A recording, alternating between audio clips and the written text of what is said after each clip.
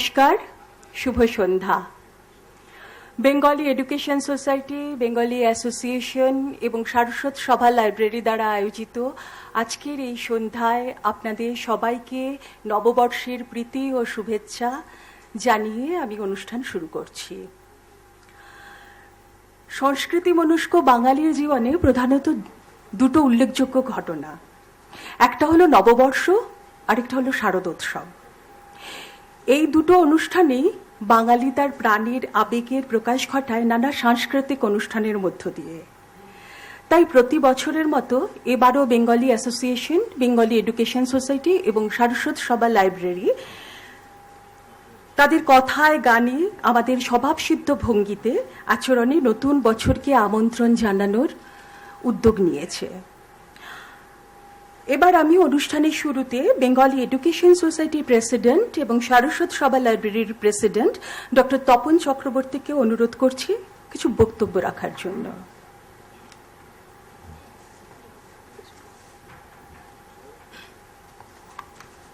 নমস্কার।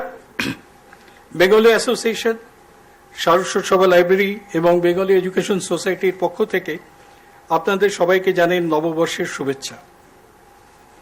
মুঘল সম্রাট আকবরের আমল থেকে বাঙালি এই শুভ দিনটি নববর্ষ উদযাপন দিবস হিসেবে পালন করে এসেছে।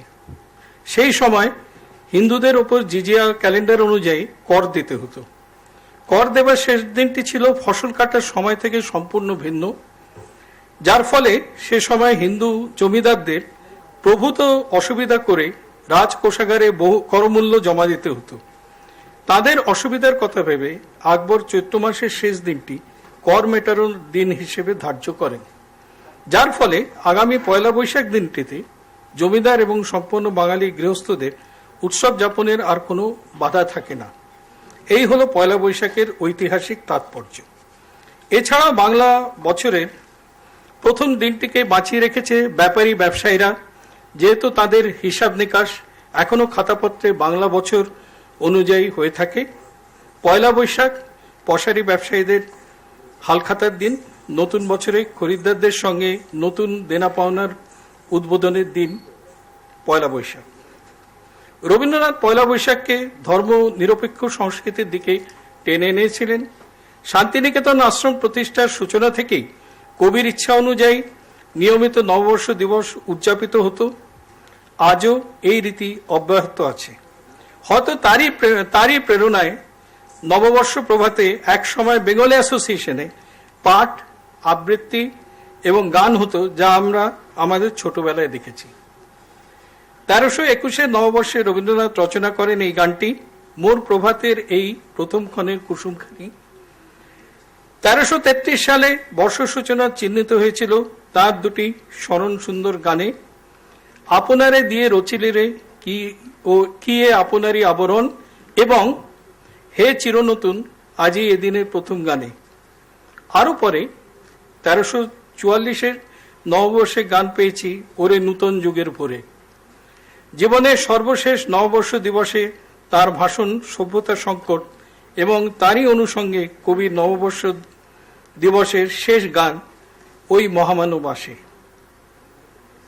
তালিকা অধিক দীর্ঘ করে আর বিরক্ত উৎপাদন করতে চাই না, কিন্তু বলতে চাই যে এইভাবে রবীন্দ্রনাথ নববর্ষ দিনটিকে বিপণনজীবীর হালখাতা অনুষ্ঠান থেকে উত্তীর্ণ করে সমস্ত ধর্ম সম্প্রদায় নিরপেক্ষ বাঙালির কাছে জাতীয় উৎসব রূপে পরিগণিত করেছেন। আজকের বর্ষবরণ অনুষ্ঠানের অন্যতম আকর্ষণ সহজিয়া, যাদের বক্তব্য বন্ধু তোমায় আমি লোকায়তে বাঁধি। এরা সঙ্গীত পরিবেশনা ছাড়াও লোকসঙ্গীতের ওপর গবেষণা ও ওয়ার্কশপ করেন, বাংলা এবং অন্যান্য দেশের সঙ্গীতের সঙ্গে মেলবন্ধন করান, ডকুমেন্টারি বানান, এমনকি লোকসঙ্গীতের সাধকদের নানান রকমভাবে অর্থ সাহায্যও করেন। আশা করি আমাদের এই লোকসঙ্গীতের অনুষ্ঠান আপনাদের ভালো লাগবে। আবার আমরা আপনাদের সবাইকে স্বাগত জানাই এবং জানাই নববর্ষ উপলক্ষে আমাদের প্রীতি ও শুভেচ্ছা। নমস্কার।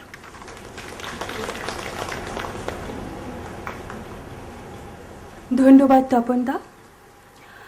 1421 গত 2 বছর ধরে নববর্ষের এই আয়োজন Bengali association, Bengali education society এবং সারস্বত সভা লাইব্রেরির পক্ষ থেকে একটু অন্য ধরনের, মানে একটু অন্য রকমের।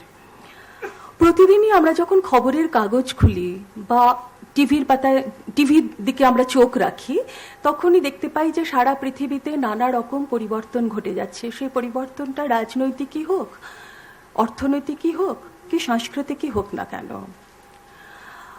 আর এই পালাবদলের পেছনে দিশাহীনের মতো ছুটে চলেছে আজকের তরুণ প্রজন্ম। এই পরিবর্তনের স্রোতে হারিয়ে যাচ্ছে আমাদের আটপৌরে জীবনযাত্রার সারল্য বা সরলতা।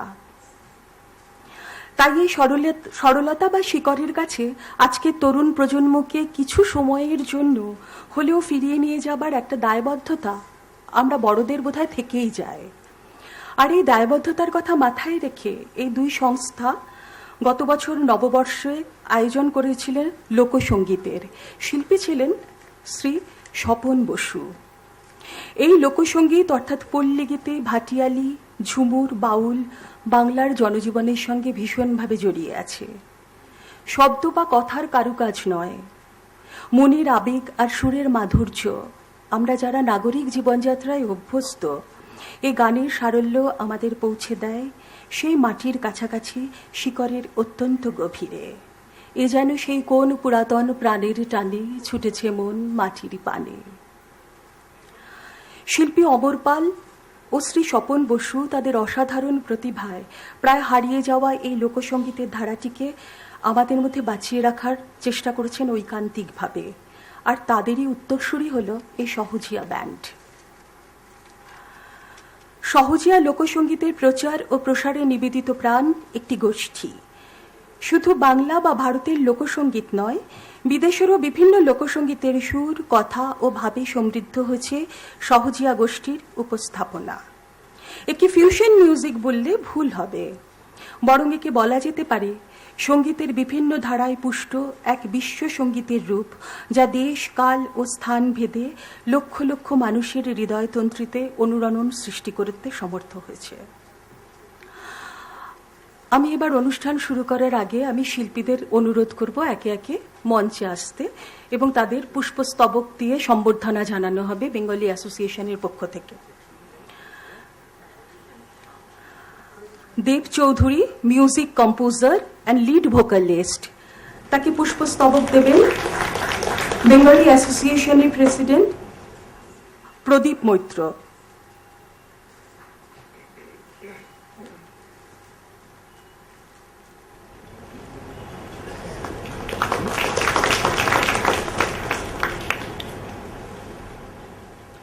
অনুরুদ্ধ সেনগুপ্ত, যিনি আছেন ফ্লুট, ব্যাঞ্জো এবং ম্যান্ডোলিনে, তাকে পুষ্পস্তবক দেবেন Bidyut Chakraborty, secretary of Bengali association.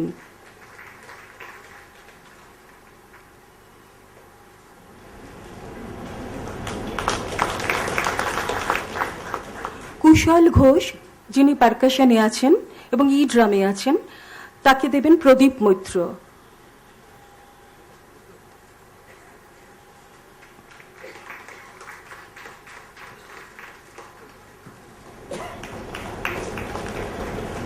গিটারে আছেন প্রীতম দলুই। বিদ্যুৎ চক্রবর্তীকে আমি অনুরোধ করব মঞ্চে আসতে।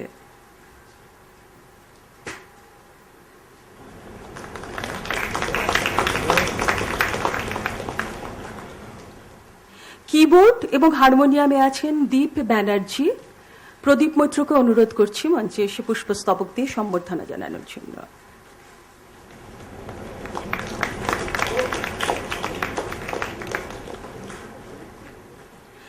তিলক মহারাজ খোল এবং মাদলে আছেন। বিদ্যুৎ চক্রবর্তীকে অনুরোধ করছি মঞ্চে আসতে।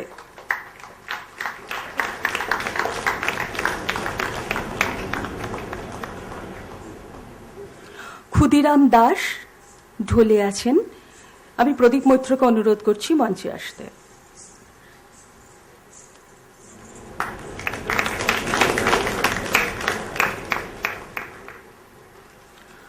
ব্যান্ড ম্যানেজার অর্ণব বণিক, তাকে পুষ্পস্তবক দিয়ে সম্বর্ধনা জানাবেন বিদ্যুৎ চক্রবর্তী।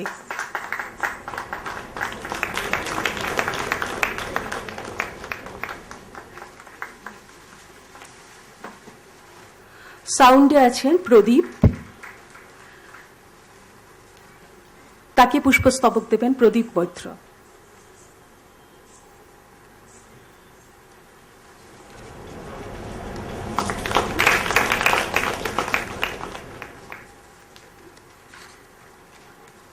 আসুন, গ্রাম বাংলার চেনা সুরে আমরা স্বাগত জানাই 1421-কে।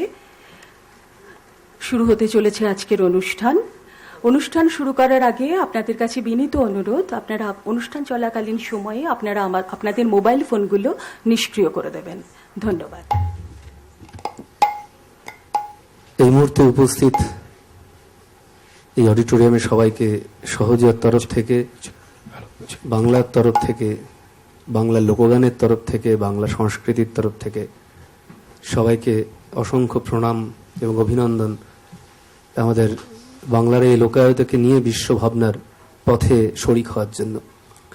আমরা বহিরঙ্গে দেখতেই পাচ্ছেন জিন্স, টি শার্ট, কারো মাথায় ফেকটি, কারো হাতে উল্কি, একেবারেই আরবান জীবন যাপন করি, বা এই মুহূর্তে এটা একটা গ্লোবাল ইউথের এটা একটা স্ট্রাকচার বা বহিরঙ্গ। কিন্তু অন্তরঙ্গে আমরা কোথাও একটা সেই সহজিয়া ভাব লালন করি, যে সহজিয়া ভাবের উৎপত্তি আজ থেকে 2500 বছর আগে বৌদ্ধ দর্শন থেকে। পরবর্তীকালে এই 2500 বছর আগেকার এই বৌদ্ধ সহজিয়া তন্ত্রের মধ্যে এসে মিশেছিল সুফিবাদ। মরমিয়া সুফি সাধকেরা এসেছিলেন মধ্যপ্রাচ্য থেকে ভারতে। একদম তারপরে চৈতন্যদেবের ভক্তিকাল মুভমেন্ট বা বৈষ্ণবিজম মিশে গেল এই দুই ধারার মধ্যে। এই ত্রিধারার যে মিলন, সেটাই আজকের এই বাউল, ফকির, দরবেশি, মারফতি গান। তো আমাদের বহিরঙ্গে যাই হই না কেন, চেষ্টা করব বাংলা লোকসঙ্গীতের মূল ভাবটাকে বা দর্শন সঙ্গীতের মূল ভাবটাকে আপনাদের কাছে পৌঁছে দিতে। আবারও অসংখ্য ধন্যবাদ জানাই Nagpur Bengali association, Saraswat library এবং যারা যারা এই অনুষ্ঠানটাকে অর্গানাইজ করেছেন সবাইকে, এবং আমাদের সুযোগ দেওয়ার জন্য। আপনারা আমাদের পুষ্পস্তবক দিয়ে অভিনন্দন জানালেন। আমাদের তরফ থেকে একটি পুষ্পস্তবক আপনাদের জন্য, নাগপুরবাসীর জন্য রাখলাম।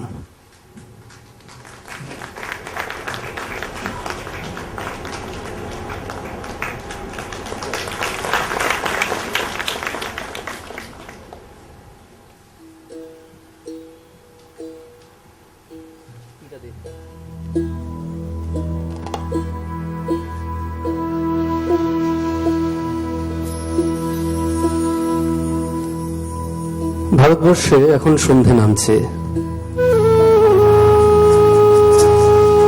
গ্রাম বাংলায় কোনো বাউল সাধক তার বাউলানিকে নিয়ে দিনান্তের মাধুকরী ছেড়ে বাড়ির পথে দাঁড়িয়ে তার সারাদিন যা দুটি চাল ডাল, আমাদের মতন শহুরে মানুষজন বা গ্রামীণ পরিবার থেকে যা আসবে তাই দিয়ে দুটি চাল ডাল ফুটিয়ে এক সহজ জীবন যাপন। তারপরে সকালবেলা হতেই উদীয়মান সূর্যকে মাথায় রেখে, মাথায় ফেটটি বেঁধে, সূর্যের রঙে নিজের কাপড় রাঙিয়ে এবং নিজের মনকে রাঙিয়ে রওনা দেয় সেই অচিন দেশে। আর তার গলায় শ্যামঙ্গে অঙ্গ দিয়া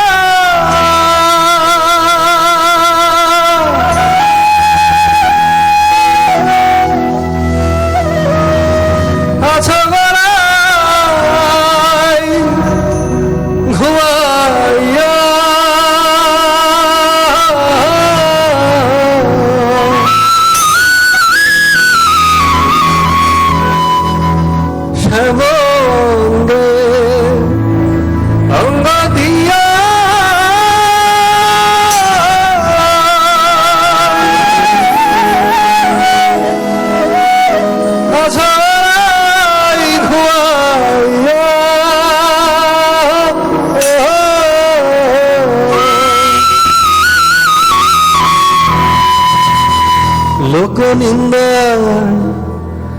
ভয় কি তোমার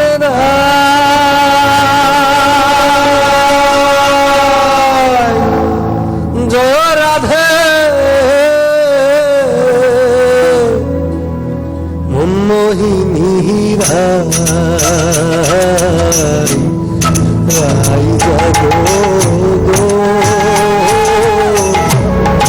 জাগো সাবে মন মোহিনী নদীরা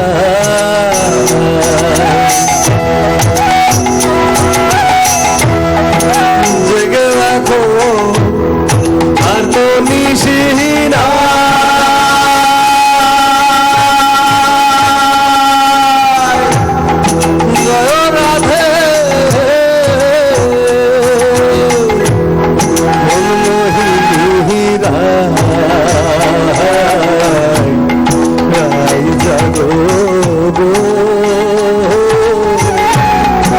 জাগো সাবে মন মোহিনী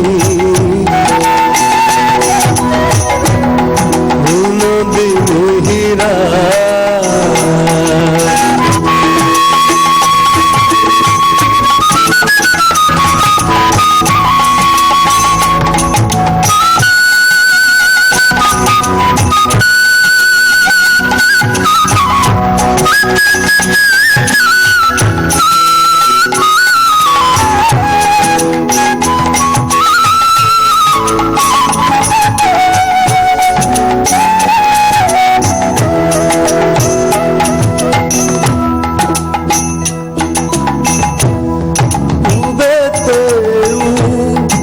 দিল ভানু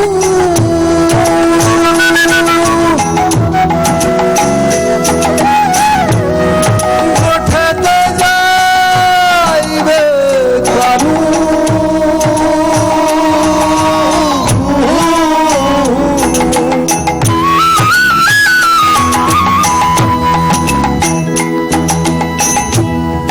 উবেতে দিল ভানু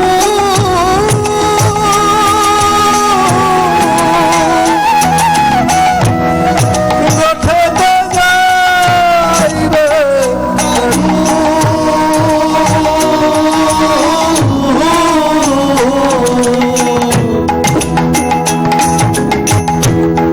রাখাল রাজা রাজপথে দাঁড়া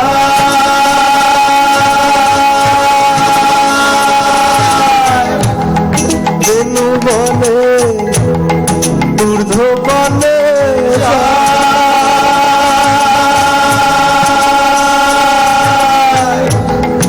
জয় রাধে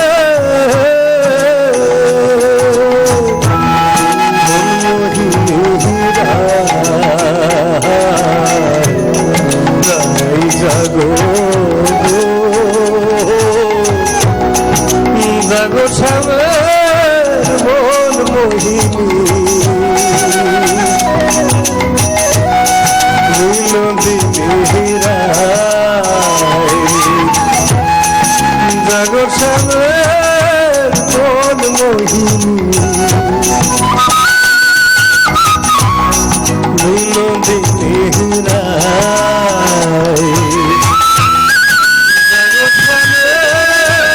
মন মোহিনী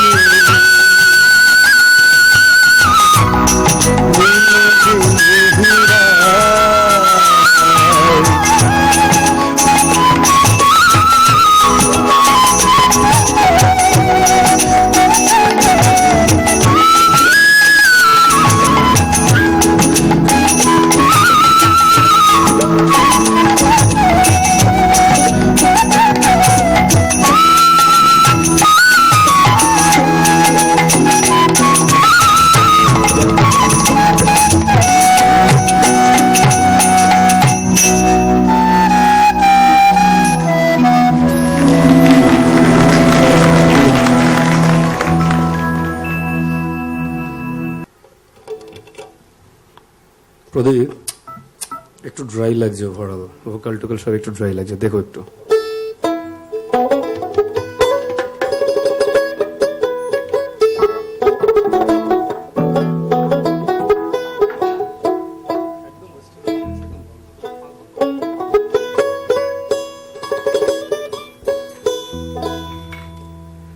আমার পিতৃপুরুষ এসেছিলেন ওপার বাংলা থেকে।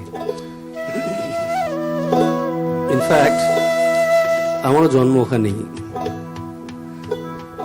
বেশ পরে ওখানেই বাংলাদেশের একটা স্কুলে কিছুদিন পড়াশোনা করেছি ঢাকায়, তারপরে এখানে চলে এসেছি আর কি। তো যাই হোক, এখানে অনেকেই আছেন যারা ছিন্নমূল। আসলে ভাষা তো ভাগ হয় না, মা তো ভাগ হয় না, রাজনীতি আমাদের ভাগ করে। যেভাবে পরিবার কখনো কখনো ভাগ হয়, তেমনি বাংলাও ভাগ হয়েছে। তো কোথাও একটা এখনো ময়মনসিংহ, গোয়ালন্দঘাট, চিটাগং, কর্ণফুলী নদী, মহানন্দার তীর, এ শুনলেই কেমন জানি একটু স্বপ্ন। আসলে উপর বাংলা আমাদের কাছে একটা ফ্যান্টাসি, জীবনের শেষ প্রান্ত অব্দি যেটাকে আমরা মনের ভেতরে লালন করি।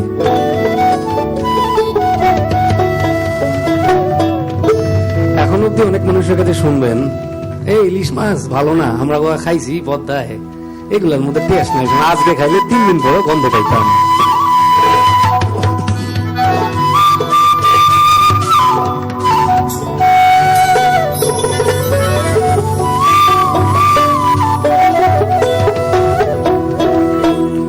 ময়মনসিংহের গান।